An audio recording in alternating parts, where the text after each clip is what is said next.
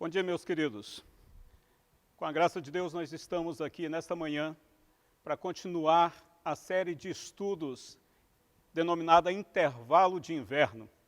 Nós tivemos no primeiro estudo com a Sheila Marocolo, trazendo uma abordagem sobre estresse e sobre a aplicação, na verdade, da palavra de Deus para a vida do cristão. Nós tivemos em seguida Milene Dias abordando sobre esperança e contando aquele relato da história dos imigrantes que usaram aquela embarcação tão frágil e a partir daquele pano de fundo pôde fazer uma tradução do que representa a esperança para nós cristãos, cujo verdadeiro barco não afunda. Nós estamos firmes e seguros na arca que é Jesus Cristo. A Meire Fuentes nos trouxe, então, a abordagem, o estudo sobre a fé e a oração. Principalmente a oração com a aplicação da fé. Oração que, se nós bem aprendermos, vamos ver que é muito mais do que palavras gratuitas ou palavras gravadas, repetidas, decoradas, mas uma verdadeira conversa com o nosso Pai, num diálogo genuíno, que é o relacionamento que Deus planeja, deseja e tem nos colocado, tem nos convidado a ter com Ele. Hoje, então, nós temos como tema o estudo sobre perseverança.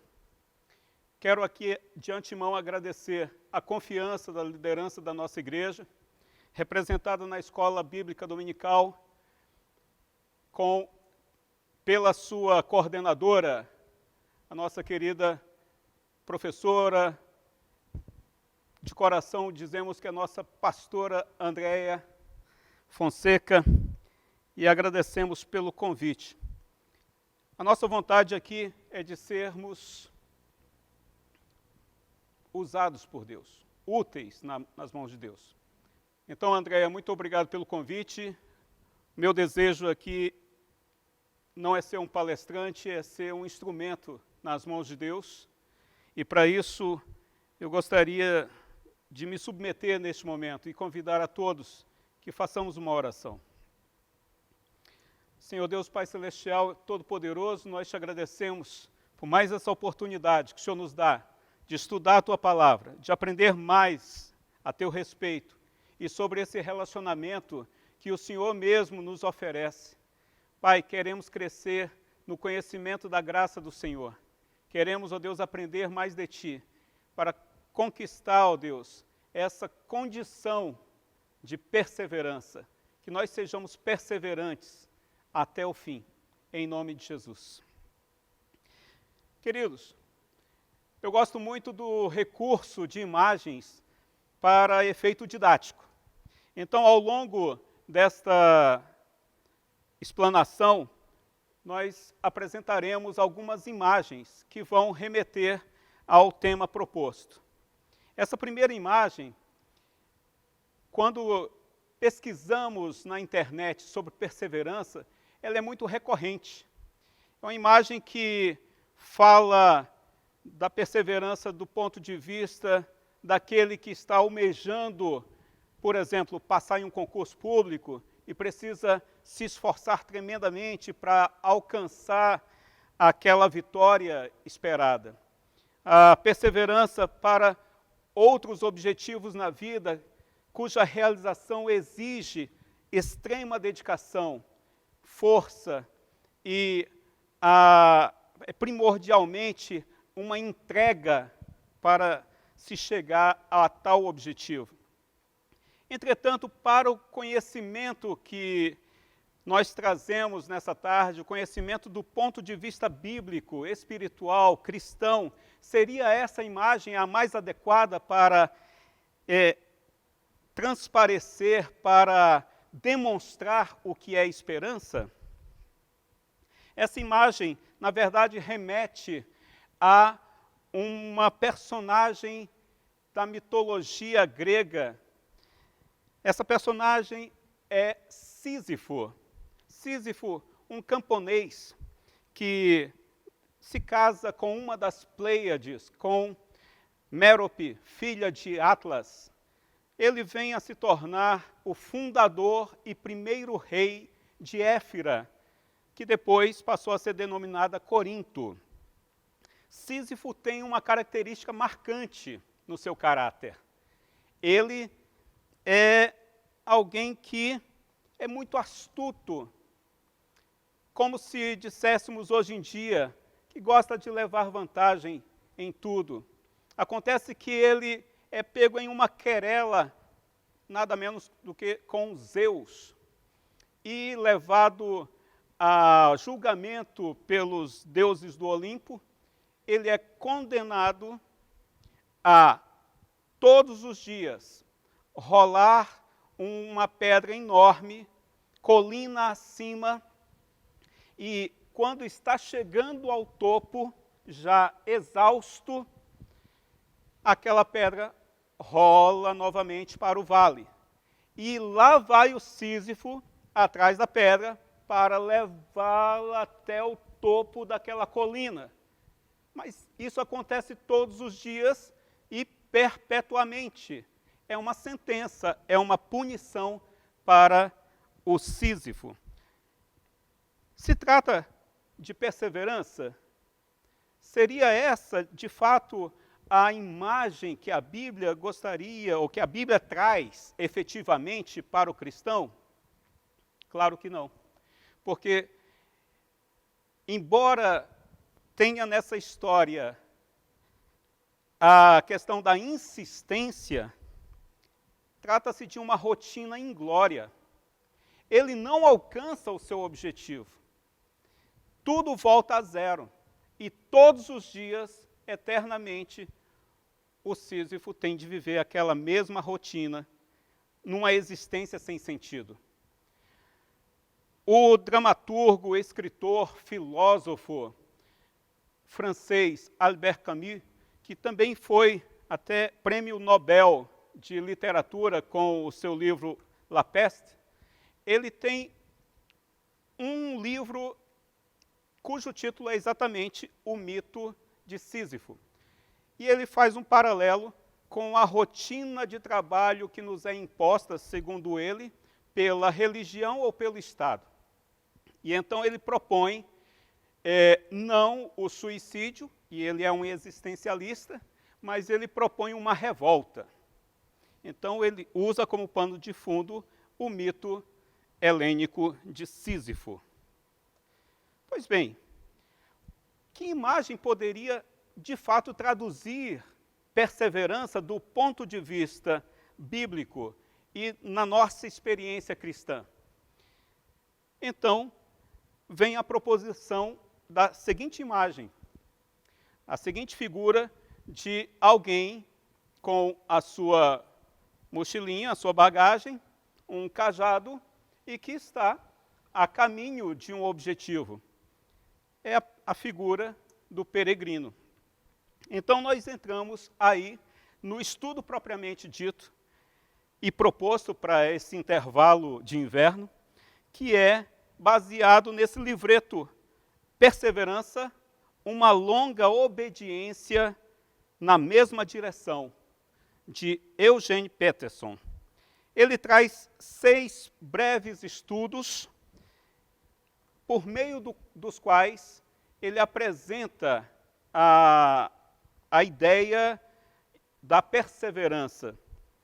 E esses estudos são baseados nos Salmos 120 a 134, dos quais ele pinça 6 salmos para escrever o seu livro de estudos.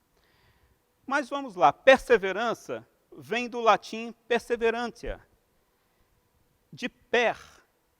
Esse prefixo latino quer dizer completamente ou através, do princípio ao fim, e severus, per severus, Severos lembra a palavra severo, austero, grave, firme, inflexível. Mas espera aí, Astrogildo. Severo é uma palavra negativa no nosso vocabulário. Ah, meu pai é severo. Ah, aquela sentença foi severa, como a sentença lá do Sísifo. Mas severo na raiz da palavra mesmo, ela tem essa proposição positiva de austeridade. Aliás, a própria Bíblia demonstra que o nosso Deus é severo. Não necessariamente na condição ou na acepção a qual nós nos adaptamos. Embora lá em Romanos, capítulo 11, versículo 22, eu vou trazer aqui. Romanos 11, 22 diz assim: portanto, considere a bondade e a severidade de Deus. Severidade para com aqueles que caíram, mas bondade para com você, que desde que permaneça na bondade dele. De outra forma, você também será cortado. Sim, Deus é severo. Acontece que a severidade de Deus e raiz lá da perseverança, ela é aquela firmeza de caráter, de propósito. A Bíblia diz que o nosso Deus não muda, nele não há variação de mudança. Com ele é sim, sim, não, não. Ele é o mesmo ontem, hoje e o será eternamente. Então, já entendemos de pronto que perseverança nos fala de algo do atributo de Deus. Completamente austero. A própria palavra severo, ela traz em si o prefixo antigo latino se, de separado, e nós aqui podemos entender esse separado como algo de consagrado, e veros, de verdade. Veja se não é assim o nosso Deus, o Deus verdadeiro, e o próprio Cristo falou: eu sou a verdade. Então, perseverar é manter-se do princípio ao fim nesta austeridade, nesta firmeza de propósito, neste prolongamento ou persistência na tenacidade ou pertinácia. O termo grego para perseverança é proskarterezei, e só ocorre uma vez na Bíblia, no Novo Testamento, em Efésios 6:18, quando está escrito: com toda oração e súplica, orando em todo o tempo no Espírito, e para isto vigiando com toda perseverança e súplica por todos os santos. Depois voltaremos a esse texto. E aí temos outras referências bíblicas para a perseverança, embora os termos gregos se refiram a outras palavras, como, por exemplo, a palavra resistência, a palavra persistência, constância, que também acabam remetendo à própria palavra perseverança. Teríamos aí, então, para citar alguns exemplos, 1 Samuel 12, 25, Isaías 26, 3, Mateus 10, 22, temos lá Mateus 24, 13 e Marcos 13, 13, quando Jesus fala: e sereis odiados de todos por causa do meu nome, mas aquele que perseverar até o fim, este será salvo. Outra palavra que remete à perseverança é persistere, é persistência. Persistência é de per, totalmente, e sistere, ficar firme. O que aconteceu lá com Sísifo? Ali era insistência, é sobre permanecer ou voltar à mesma atitude. Todos os dias ele tinha de insistir, voltar à mesma atitude de rolar aquela pedra colina acima, para depois a pedra descer e ele recomeçar. Mas a perseverança é mais do que você voltar à atitude, à mesma atitude. É você manter-se constante. Por isso é do princípio ao fim, completamente, através, persistente, manter-se firme durante todo o processo. Esta é a proposição bíblica para o cristão. Mas o autor desse livreto, Eugene Peterson, ele fala que o cristão, ele usa duas figuras para demonstrar como nós somos. A primeira figura é a do turista. Nós aprendemos a ser cristãos turistas. O turista, ele sai em viagem para o seu próprio deleite, num passeio em que ele vai, sim, aprender algo novo sobre outras culturas, ele vai registrar sua viagem diante de marcos, por meio de fotografia, de filmagem, porque aquilo é importante para ele. Vamos supor que aqui seja um marco, ele vai tirar uma selfie, ele vai tirar uma foto, para demonstrar o quê? Eu passei por ali, eu estive ali. O marco demonstra um lugar específico e, por si só, não é de todo negativo. Na Bíblia também nós temos marcos. Lá em Betel, por exemplo, quando Jacó, antes mesmo, naquele momento de transição para Israel, ele faz um marco ali e o chama de Betel. Depois tem Peniel também. Então, nós vemos aqui que o cristão turista, ele é aquele que tem pressa, tudo tem que ser resolvido imediatamente, porque o tempo está correndo e ele tem um programa a seguir e aquela viagem vai acabar logo. Então, até mesmo para buscar a Deus, quantas e quantas vezes nós não procuramos de acordo com o programa daquilo que vai ser oferecido ao nosso bel prazer, ao nosso bem-estar. E dependendo da oferta, então eu decido seguir esta ou aquela igreja. Acompanhar, nem que seja por um tempo, até que tudo aquilo passe e eu vá procurar em outro ponto novidades. No entanto, o autor fala que o cristão verdadeiro, ele não é um turista. A figura cabível para esse cristão é a figura do peregrino. Por isso, há pouco demonstrei aquela imagem de uma pessoa com a sua mochila, com o seu cajado e caminhando, até mesmo subindo aquela colina. O peregrino, ele deixa pegadas, ele deixa rastros. Por quê? Porque ele está em movimento. Ele não está muito preocupado em demonstrar que passou por ali e ficou com aquele marco. Ele quer seguir avante ao seu propósito, quer chegar ao destino dele. Peregrino também é uma palavra que vale a pena nós estudarmos sua etimologia. Novamente, per, como já sabem, per de completo, de através, de início ao fim, e agrare, de campo. Então nós temos peregrinos, do advérbio peregre, em ou ao estrangeiro. Ele está no estrangeiro, ou ele veio do estrangeiro, ou ele vai ao estrangeiro. Estrangeiro ou exterior, como queiram. Então o peregrino, ele está em movimento. É uma viagem. Aquele que vai pelos campos, aquele que vem ou que vai ao estrangeiro. O judeu, segundo a própria lei mosaica, o judeu precisava peregrinar até Jerusalém para as 3 festas descritas, por exemplo, lá em Êxodo 23 e Êxodo 34. Êxodo 23, 14 a 17, 34, de 18 a 23. Quais são as 3 festas? A Páscoa, também chamada de festa dos pães ázimos ou asmos. Temos a festa das colheitas, ou festas das semanas, das 7 semanas. 7 vezes 7, 49.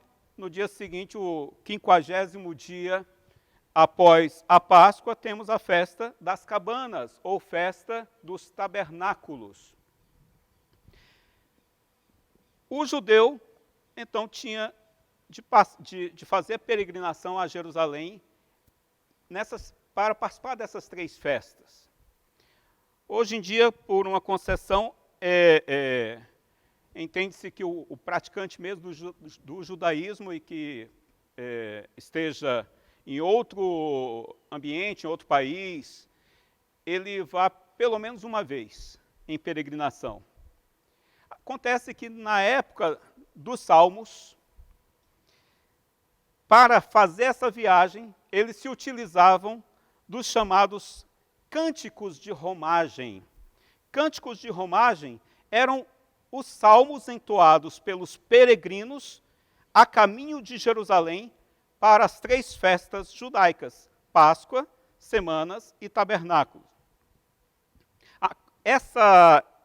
Esse cântico, ou melhor, essa coletânea de cânticos é composta de 15 salmos, salmos 120 ao 134, também conhecidos como cânticos dos degraus, cânticos das subidas ou salmos de peregrinação. E o autor Eugene Peterson ele pinça, como eu falei anteriormente, 6 salmos para fazer a abordagem desse livro. O primeiro salmo que ele pega como exemplo é o Salmo 120. E, segundo ele, um salmo que nos traz a visão de arrependimento. O salmo tem início assim: na minha angústia clamo ao Senhor, e ele me ouve. Senhor, livra-me dos lábios mentirosos, da língua enganadora. Lá no versículo 5, ele fala: ai de mim, que sou peregrino em Meseque e habito nas tendas de Quedar. Já há tempo demais que habito com os que odeiam a paz. Quando eu falo de paz, eles querem a guerra. Tem mais alguém na Bíblia que faz uma oração semelhante a essa? E que, na verdade, veio pelo menos 2 séculos após? Sim, Isaías. Isaías faz uma oração semelhante quando ele tem a visão do trono da glória do Senhor. E ele fala: ai de mim, porque sou um homem de lábios impuros e habito no meio de homens de impuros lábios. O salmista, ele faz uma reflexão nesses 6 versículos sobre, se você parar para pensar, ele está falando poeticamente da própria saída do povo de Deus lá do Egito. Povo que andava como peregrino, foi escravizado lá no Egito, em Meseque, fazendo essa correlação, nas tendas de Quedar, também como uma figura lembrando que eles habitavam em tendas, mas eles pediam ao Senhor: Senhor, livra-nos dessa angústia. E ficaram nessa angústia cerca de 400 anos até que Deus os livrou. Salmo 120. Temos o salmo seguinte, o 124, que também é abordado pelo autor desse livro Perseverança, uma longa obediência na mesma direção, Eugene Peterson, que é o Salmo 124. Veja que o 120 tem 7 versículos apenas, o 124 tem apenas 8 versículos. A maioria desses cânticos dos degraus são salmos pequenos, salvo o 132, que tem 18 versículos. O 124 fala de auxílio.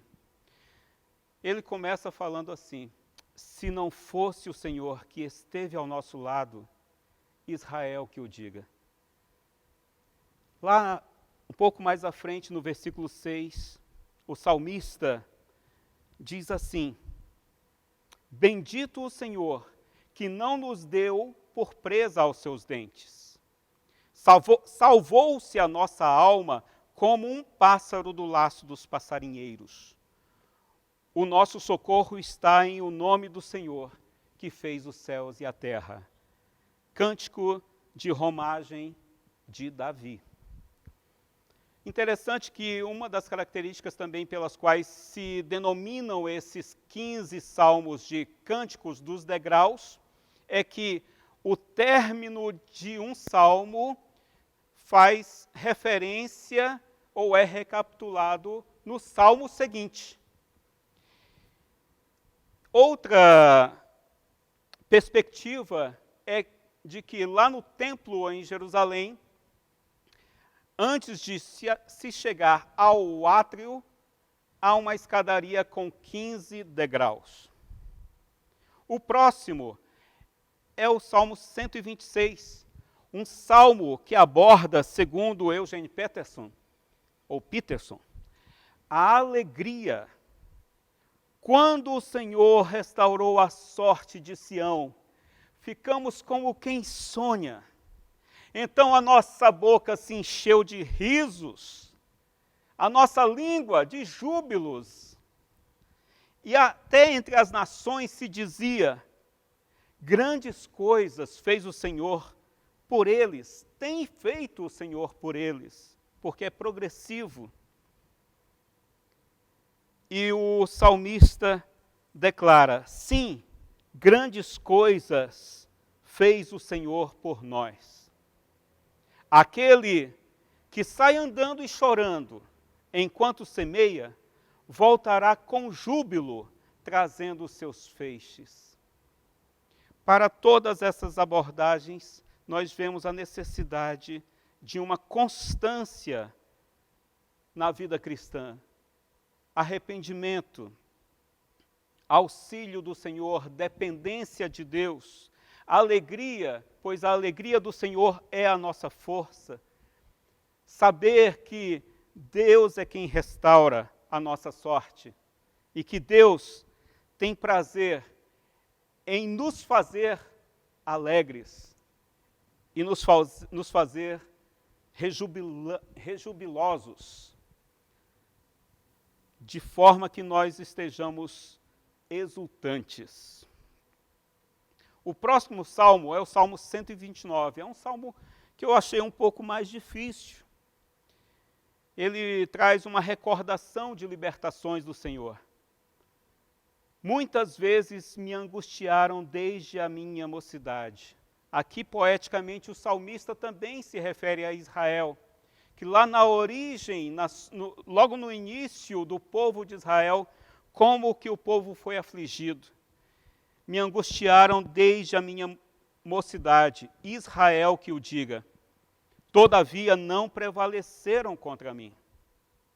Sobre o meu dorso lavraram os aradores, abriram sulcos.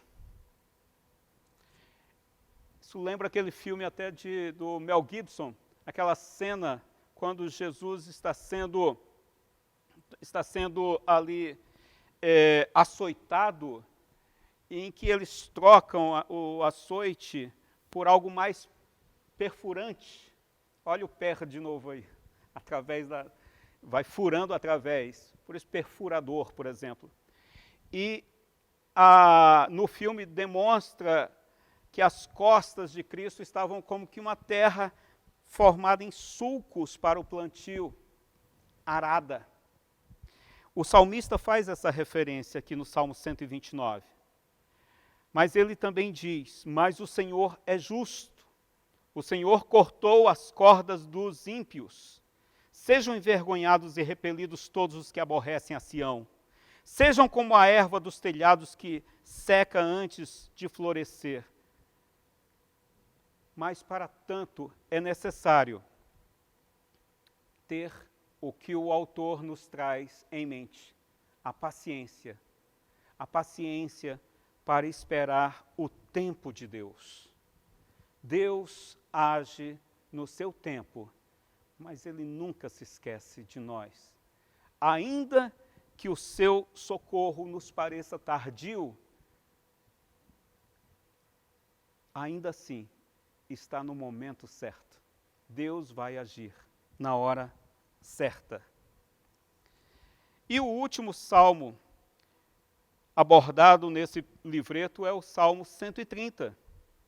O salmo que traz de início a seguinte narrativa: das profundezas clamo a ti, Senhor. Escuta, Senhor, a minha voz. Aguardo o Senhor, a minha alma o aguarda. Eu espero na sua palavra. Mais do que os guardas esperam pelo romper da manhã, a minha alma anseia por ti. É Ele, Deus, quem redime a Israel de todas as suas iniquidades. Espere, Israel, no Senhor. Esse salmo, portanto, fala de esperança. Esperança que foi aqui abordada pela Milene Dias. Esperança que requer tremenda confiança, uma disposição e também um conhecimento para saber quem é o nosso Deus e de que Ele é o Senhor que nos mantém esperançosos, pois Cristo é a nossa esperança. Há até um trocadilho com as duas palavras, perseverança. Perseverança na esperança. Manter-se esperançoso, confiante do início ao fim.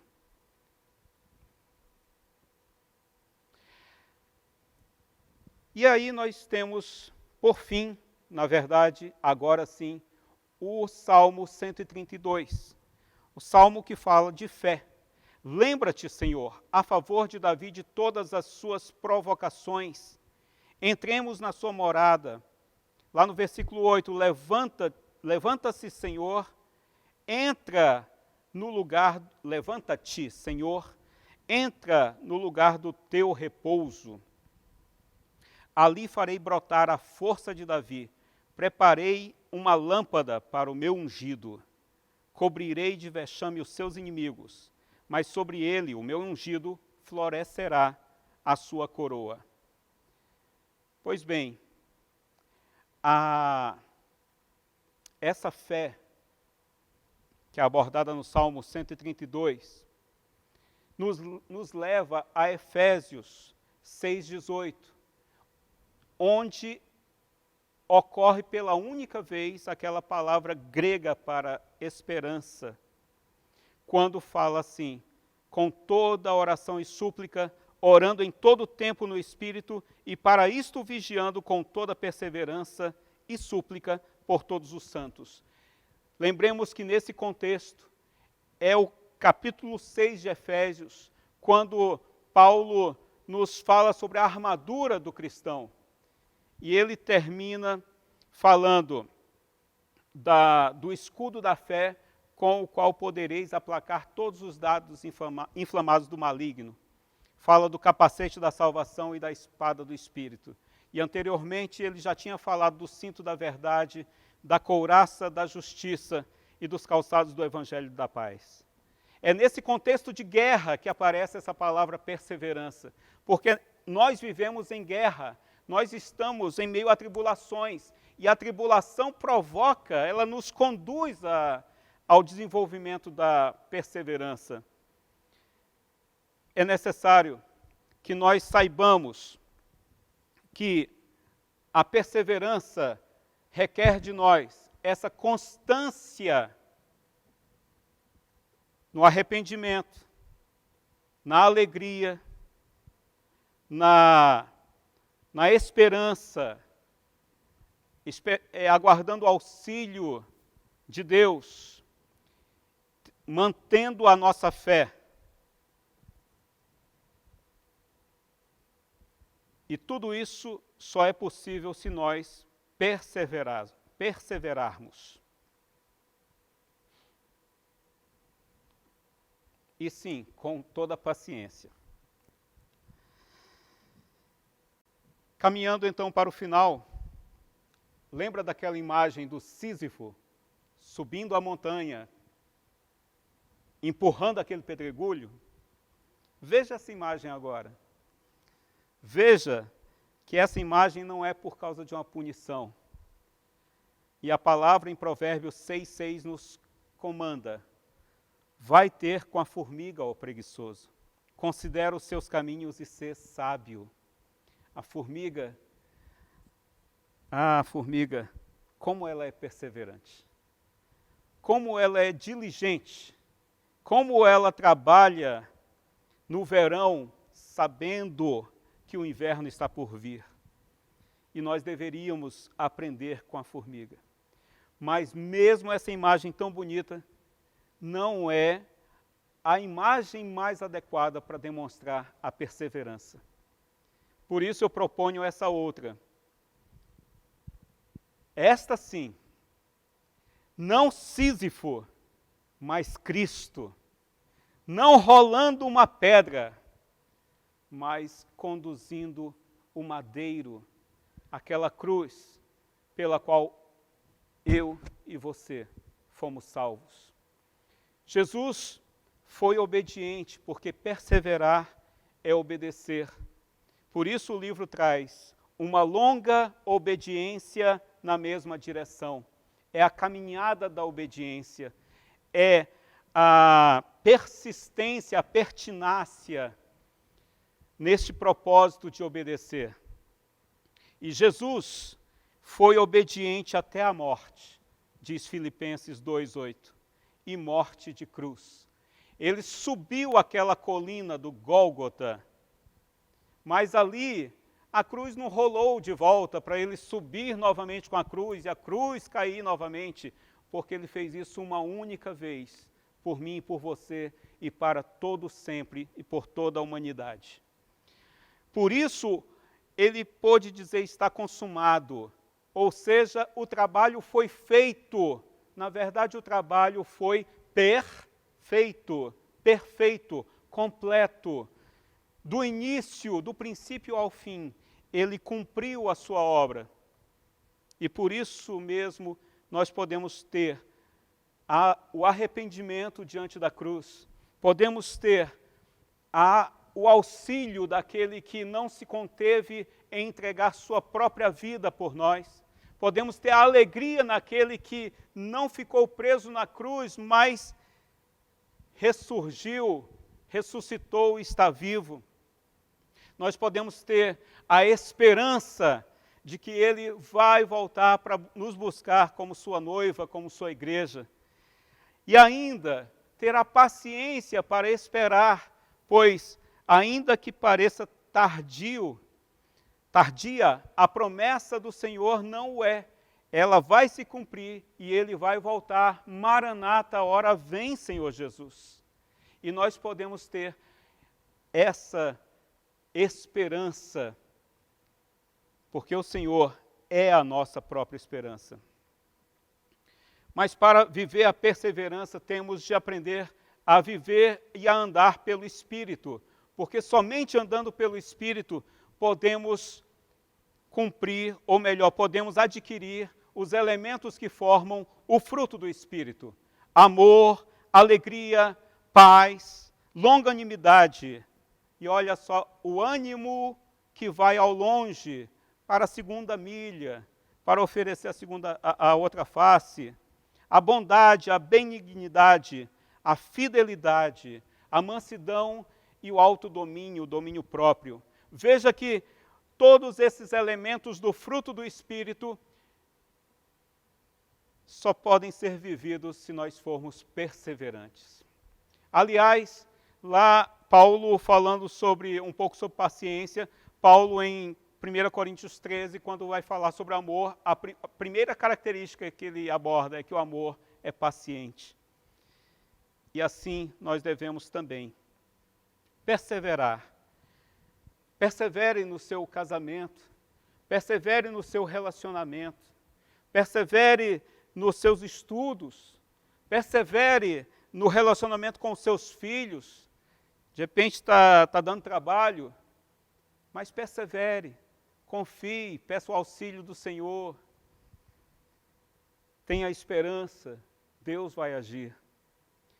Perseverar é manter-se com a mesma fé do início ao fim. E essa corrida da fé, eu gostaria de finalizar lendo Hebreus, capítulo 12, versículos 1 a 3. Uma imagem que me marca ao longo da história é a imagem desta maratonista das Olimpíadas de 1984, lá em Los Angeles. Ela é suíça, o nome Gabriele Andersen. E ela marcou por causa dessa imagem, cambaleante, quase sem força, mas tinha um objetivo. Ela queria cumprir a carreira, ela queria chegar ao fim. E lá ao final, ela já tinha o auxílio de quem estava lá para recebê-la. Nós temos o próprio Senhor Jesus Cristo nos aguardando.